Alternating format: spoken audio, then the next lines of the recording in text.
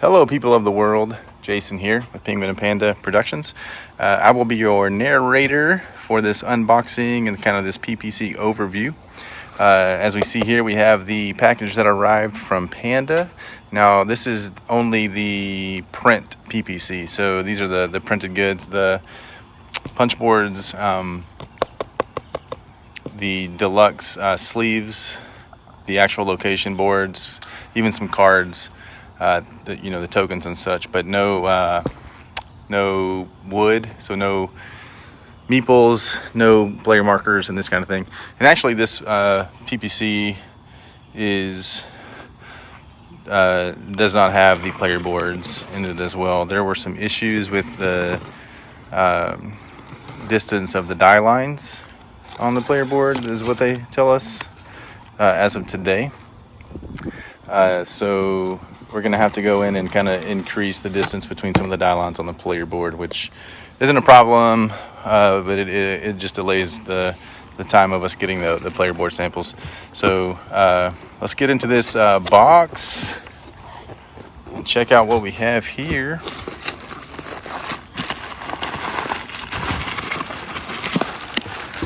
We got the base game box. Like we have some sleeves underneath. All right, so let me get some of this bubble wrap off. Okay, base game box here with some all of the deluxe sleeves. There are 5 total, 1 for each school, and then a 5th being the Unity sleeve that featured all 4 of the schools there. And we can go over these here in a little bit, but these look good.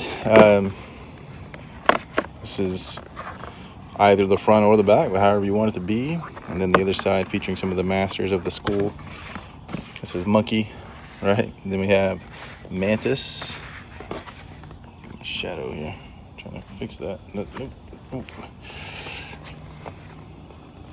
Mantis sleeve, very nice. Crane.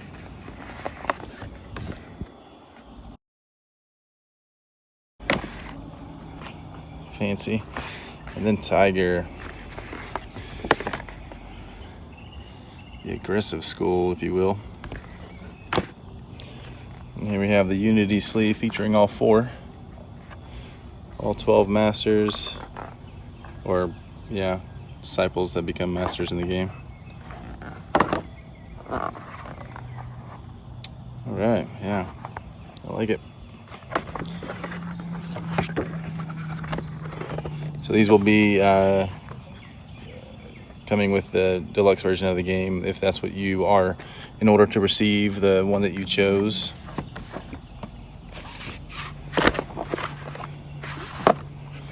Let's get this. So the box cover, we're very familiar with it by now, showing that it is the first game in PNP's history series.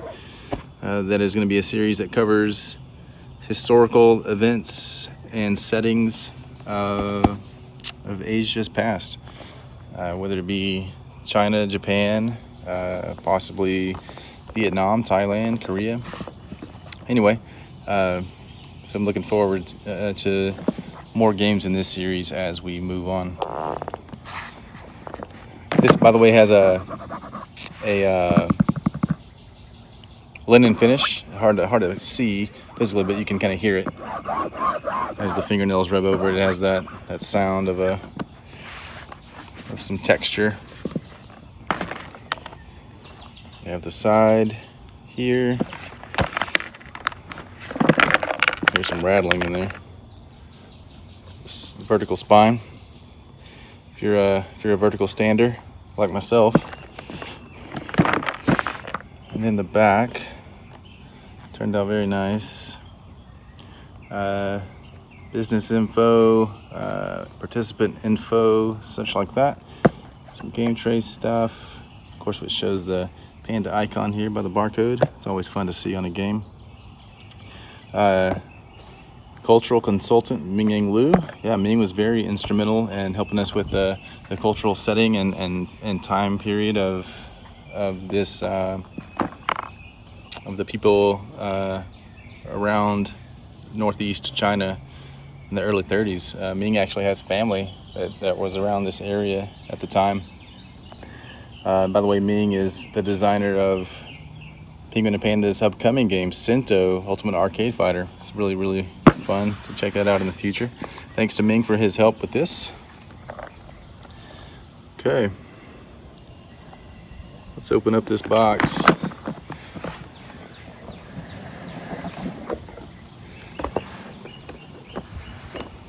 All right, Rise of the Resistance box right on top, wrapped up.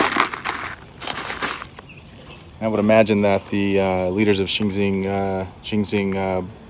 box is inside here. We'll check that out. Just drop some tokens. This is kind of a mess here. This is interesting that all these tokens busted out in shipping.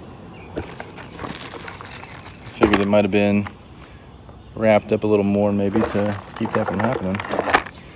So on top we see the location boards. There are 7. And these will surround the center town board, which looks to be under here.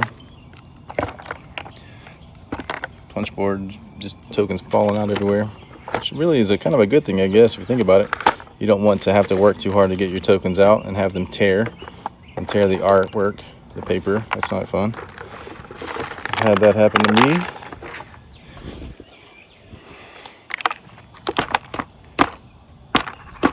All right, well, so this is the main punch board. It has all the tokens. We have wisdom, offerings, tools, food, and the coins. Obviously, the currency, and then there is the larger version of those, except for the coins. All but the coins. A larger version that depict 3 quantity of 3 of those. Here we have the patrol tile. Get that dude out. Got little slots for some feet. This is a standee. Of course, there's the block alternative. If you went with that option, you can get the wooden block standee of the patrol, and then the captain from the expansion, Rise of the Resistance expansion, as the captain.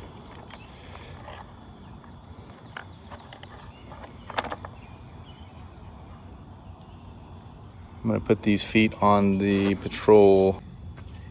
So here's the patrol standee assembled with the feet.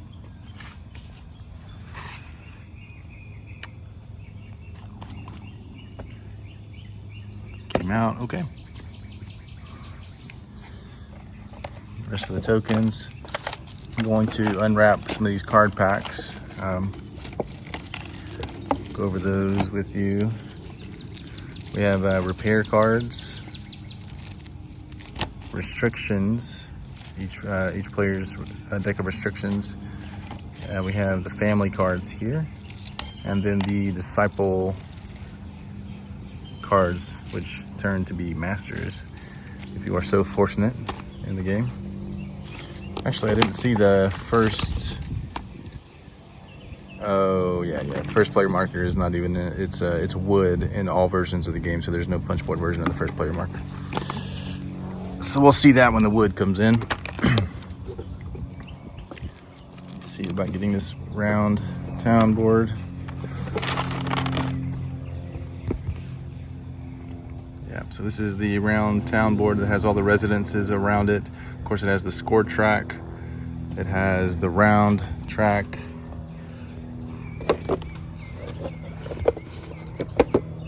Round track for 5 rounds of the game. This is the town square, where these items, random meeples are placed, random students, and the first player marker.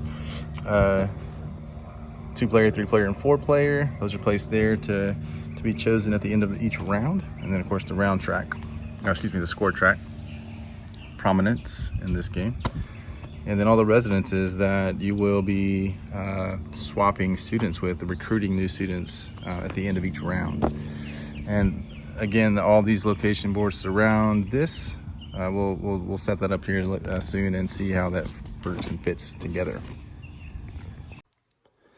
So here we have the location boards all set up. This is basically the entire board of Manchukuo. I had to come inside to have some more space. I came into the office to set this up. So the location boards that surround the center town board that we looked at earlier, these are the 7 locations. We have the temple, the factory, the fields, the commons, the workers' quarters, the bank, and the market. And I'm gonna pull out the resistance board, place that out there where it goes, which it is made to fit right up here above the market, as you can see. And the war effort card, still in this little plastic, but it sits here, indicated by this icon there, the war effort icon. As you can see, there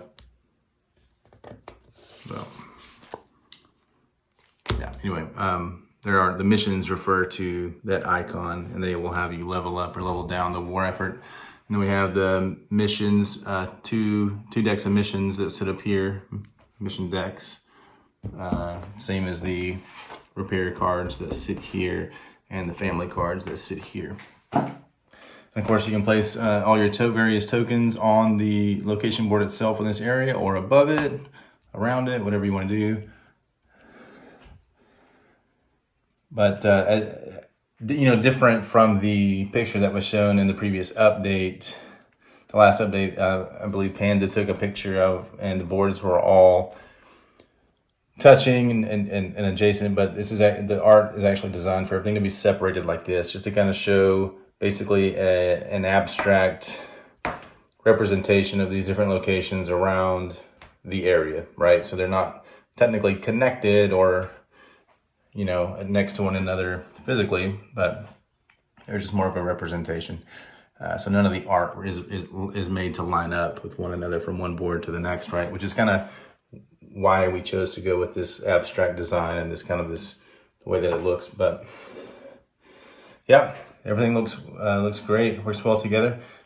We can't wait to get those meeples in, get those placed on here, show you how everything fits and works, and we'll probably do maybe some sort of live gameplay, or maybe not live, but we'll record a gameplay with the PPC and kind of show it in action, and then that'll be great. I've opened up these card decks here. First we have the repair cards. These look nice. They feel good. By the way, we opted to not go with the base card quality. I believe it's a step or 2 steps above base. I can't remember the color of the core. They go by color, like white core, gray core, blue core. I don't know, whatever. I can't remember what it is, but they have a nice, thickness and feel to them for sure. These are linen finish as well, so you can kind of see the texture, at least I can see the texture on there. Little fibers and whatnot. That's what it looks like. So repair cards here, we have the restriction cards. Now this first card actually has a little bit of drift. The border, as you can see, is closer to the left than to the right. Now I know that there is a little bit of give when they do these, when they cut cards, but that is actually quite a bit further than is to be expected from Panda, if I'm being honest.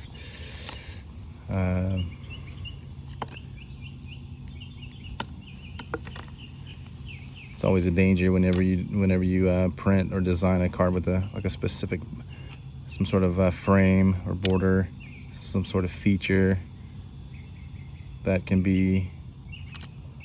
show how close it is to the side of the card. But for the most part, it's okay. They came out. I will address this with them to see if there's any way to just be careful with the shift when printing these cards. Of course, it is a PPC. It's a sample. It's not. I know things are done differently with those than mass print. So.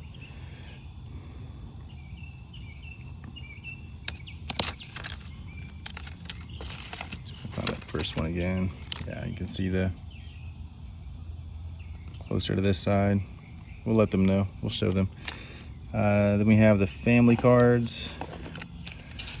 3 decks of 5 of these, plus an additional 3 that were stretch goals. That's one of them right there, the Fugitive Family. All these are 44 by 68. All these cards, quite a bit of those. If you're familiar with the old Fantasy Flight sleeves, it was the red. I think it's mini European, if I remember correctly. 44 by 68 millimeters. And then we have the 70 by 70 millimeter Disciple cards here. And these all look good.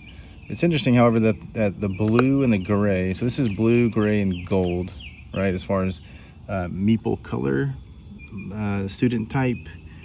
These represent those colors for those meeples, and the blue and the gray are very close. You never really know how things are going to look printed on the cards, on cardboard, cardstock. The blue and the gray seem close. We may go in and lighten that gray up a little bit to differentiate it from the blue. Like this one's not too bad.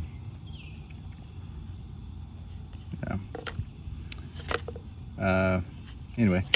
So yeah, those are the cards. It's honestly not much to go over in this PPC. It is just the print version, and there's not a lot of printed components in the game. It's a lot of wood, with the meeples and the markers and the deluxe tokens, metal coins, obviously.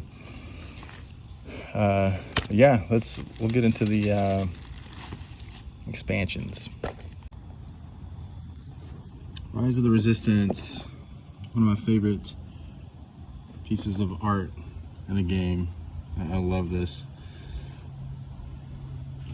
How you have the instigators there in the foreground, hiding from the occupying garrison, looking back at what just happened to their tank. A little sabotage there. Subterfuge. I love it. MJ Leong did some great work.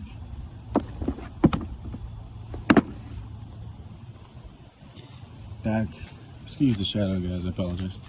Back of the Rise of the Resistance box here, showing some info.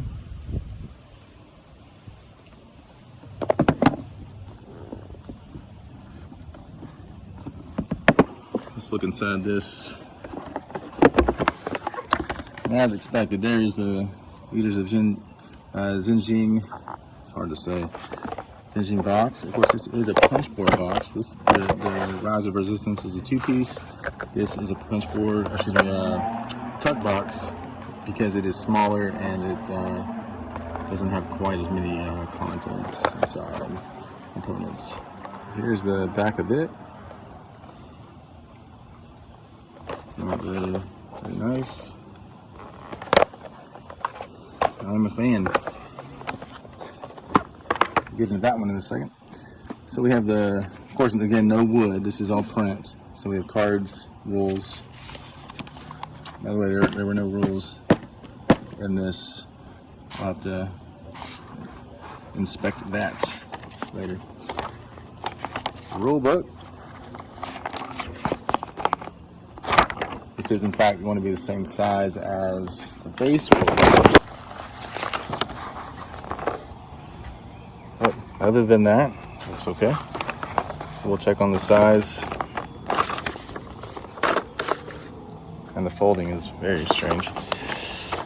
Get them to do a more specific folding for that. Have cards, more repair cards, and added restriction cards. You're gonna have some new restriction cards enter your deck when you use this expansion. Some mission cards, which are new to the game when you're using this expansion. These are gonna allow you to go help the resistance, use your resources to aid that movement. And then you have in this expansion the new brave meeples, the green meeple, that you can acquire by completing missions. Actually, I think they're just in the game as a whole, not by just completing missions. And then you have the war effort. This is like a disciple card. It's treated similarly, but it represents the war effort, and that has some a new game mechanic going on with that. And of course, we have the location itself of the resistance. This is the resistance board that's going to sit above the market board, if I remember correctly. So it's going to sit above that. And the art on all these location boards is just phenomenal. I love it. Very telling of the setting and the event that took place, especially the Fields location board. Take a look at the Fields location board. And then the wood meeples will be in here. All right. Leaders expansion. It's a very nice tug box, honestly.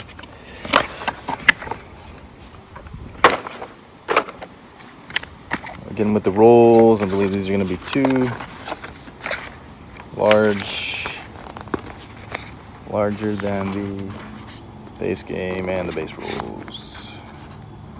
So we'll get that checked out. However, here they are. All the leaders in the game. So the leaders expansion adds a representative, a leader that you will get to be. So you will have a first-hand meeple and power ability, variable player power that you'll get to use throughout the game, a unique power. And these are the leader cards here. Of course, we have more repair cards, more restriction cards that are added with the expansion that are specific to the expansion, as well as Rise of the Resistance.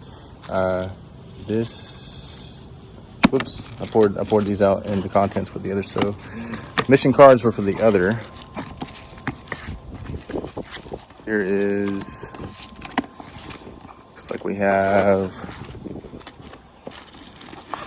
only, okay, 2 sets of restriction for both expansions, but only 1 set of repair. That is not, here we go. Here's the other set of repair cards for Rise of the Resistance, and then for leaders. Okay, good. And then the leader cards themselves. These are going to be standard poker size cards, FYI.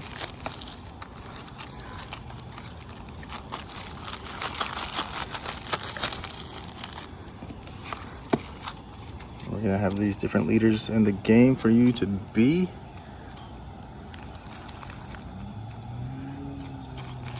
Inside little tip for you, Long Fei, or Fei Long, the bottom left here. If anybody remembers Fei Long from Street Fighter, that is he is based on that character, and it was just a fun thing that we did.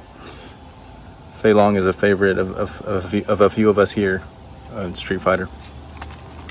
And then Ming Yang Lu, this of course is our cultural consultant. This is based on him, named after him. And we're gonna have some of the others here.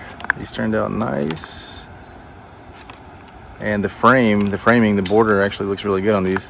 Yeah, there's some shifting on this one. As you can see, it's closer to this side than the left. So we're gonna find out if that's just kind of the way it is with this, or if there's a way around it.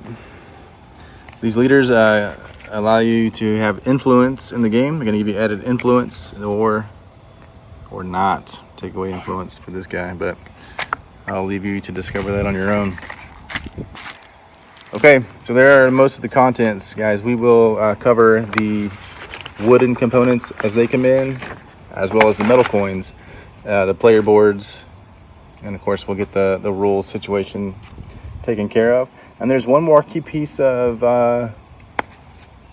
component that is not featured here, and that is the game trays, plastic inserts. And we'll have more info on that soon. Game trays and Panda. are kind of getting all that lined out and wrapped up basically as we speak. So more info on that soon. Thanks for watching, and we'll talk to you soon. Bye. Want to show you the sleeves, the deluxe sleeves for the game. I slid on the monkey sleeve here, and it actually went on pretty easily. Just slides on and off. It's a nice fit. This is the monkey sleeve, as you can see.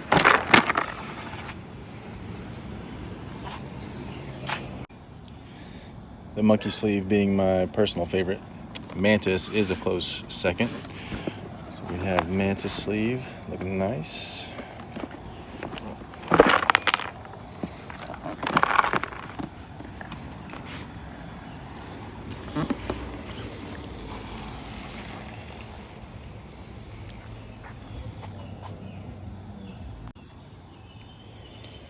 Crane in all of its glory.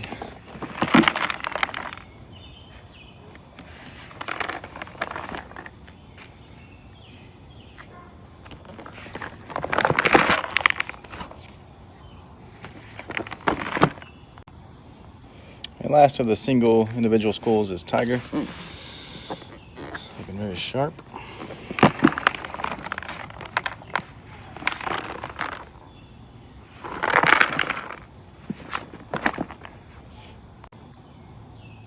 And lastly, we have the backer suggested Unity sleeve featuring all 4 skulls. I love the frames around each of the symbols here, each of the animals.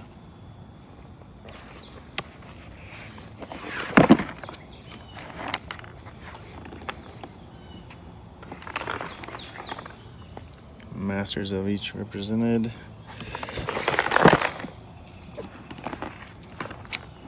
There you have it for the deluxe sleeves.